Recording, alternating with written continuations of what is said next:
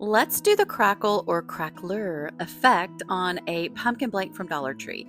So you're just going to take some dark paint or light paint, either one. This is just going to be your base layer, and you are going to make sure that this is the color that you want coming out, peeking out from the top layer when we're done. So I just went with a dark kind of a charcoal chalk type paint, and I'm using it on this Dollar Tree pumpkin blank. You can do this on any surface. You can do this on a 3D pumpkin, a real pumpkin, whatever object you want. You just want to make sure that that first color that you add is going to be the color that you want to stick with for peeking out from underneath that top coat.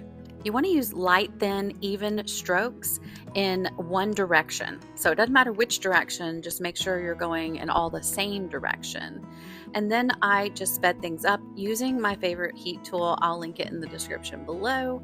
And of course, I saved the stem for last because I wanted a way to hold on to this blank and be able to keep my hands clean.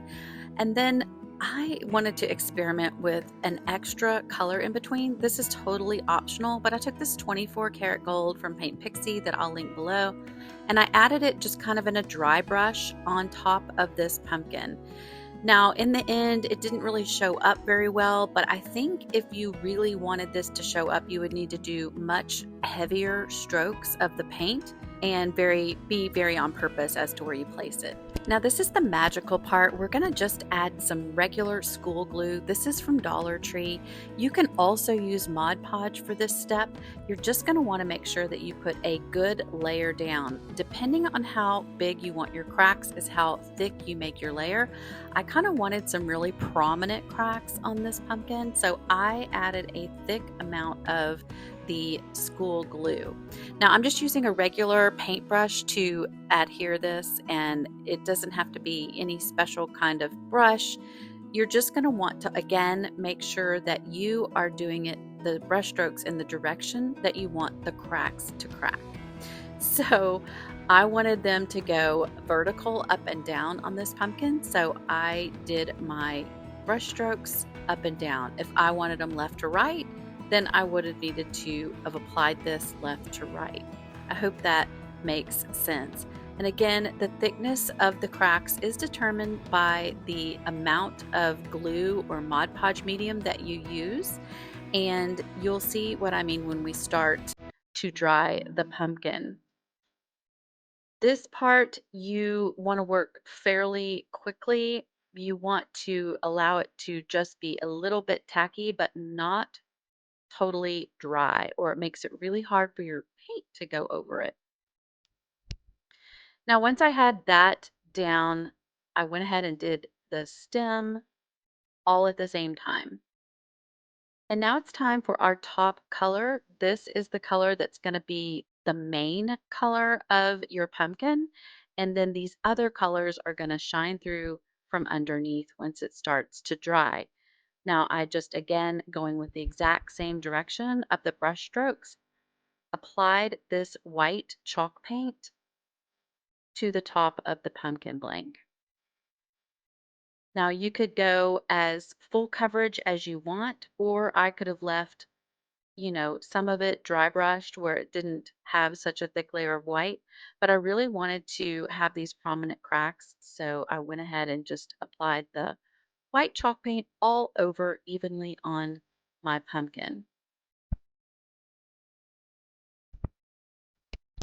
You can always add multiple layers of this process. So once this dried, I could have added another layer of glue and then another color. And it really creates a fun kind of a weathered effect so that you can use multiple different colors. I'm thinking like an orange and a turquoise and a black or a brown would be really pretty on something to make it look kind of patinaed and a fun, just weathered and worn vintage look.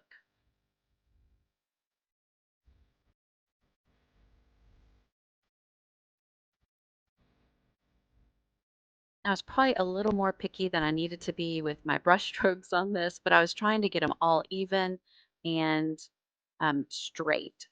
So once I finished the main pumpkin, I went ahead and added the white to the stem.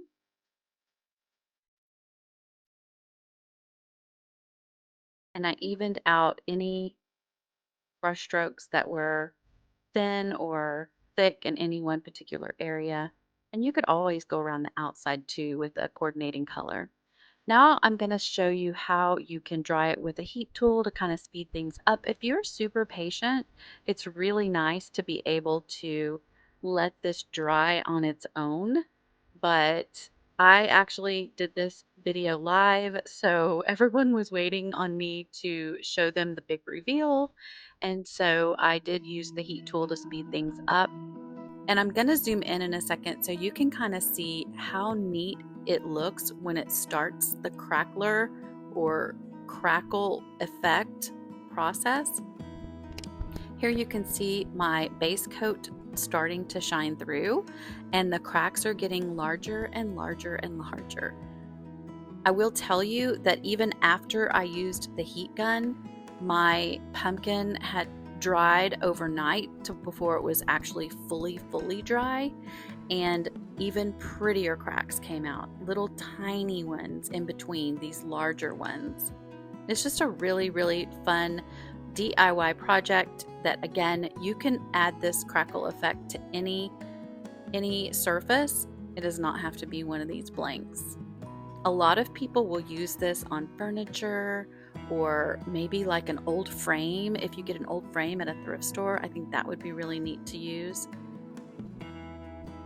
Now, of course, I had to add my signature little bow to this, so I just added it with a little bit of hot glue to the top.